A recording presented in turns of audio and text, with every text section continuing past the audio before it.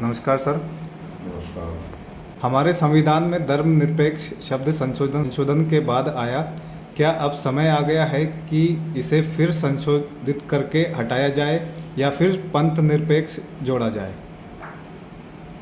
ऐसा है, वास्तव में सेक्युलर शब्द जो है अंग्रेजी से लिया गया है और 42वें संशोधन में उसे प्रियम्बल में जोड़ा गया है।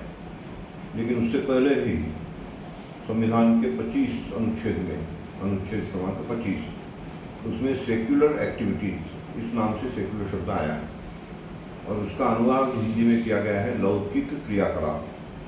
तो सेक्युलर को यहाँ लौकिक कहा गया है और 42वें संशोधन ने जब उसे इंदिरा गांधी के नेतृत्व में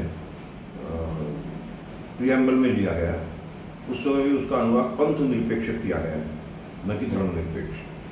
लेकिन कुछ लोगों ने, विशेष रूप से वामपंथियों ने, इसे धर्मनिरपेक्ष कहकर और धर्म के प्रति नफरत निर्माण करने का एक काम वो किया है, जबकि सेक्युलर का कहीं भी अनुवाद धर्मनिरपेक्ष नहीं है।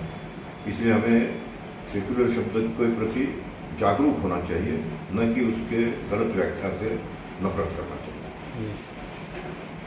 इंडिया और भारत में जो चर्चा छिड़ी है, उस पर आपकी क्या प्रतिक्रिया है? ये तो चर्चा निरर्थक है, क्योंकि संविधान में इंडिया दैट इज भारत ये स्पष्ट रूप से लिखा गया है। इसलिए इस देश को अगर कोई इंडिया कहता है तो इंडिया कहे, भारत कहता है तो भारत कहे।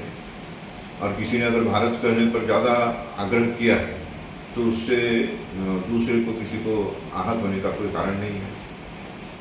सीधी सी बात है। क्या अब हिंदी को राष्ट्रीय भाषा घोषित कर देना चाहिए? हिंदी राजभाषा के तौर पर संविधान में स्वीकृत की गई है, उसे राजभाषा कहा गया है। राजभाषा का मतलब है कि प्रशासन का काम चलाने के लिए उपयोग में लिए जाने वाली भाषा।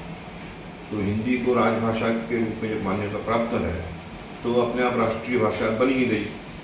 पूरे देश को संचालित करने के लिए जिस एक भाषा का उपयोग करना जरूरी है, ऐसा माना गया, वो भाषा है हिंदी। और राष्ट्रीय भाषाएं तो फिर इस राष्ट्र के जितने भी अंग हैं, जितने भी भाषाई लोग हैं, अपने संविधान में 22 भाषाओं को मान्यता दी गई है। तो ये सभी 22 भाषाएं राष्ट्रीय भाषाएं हैं।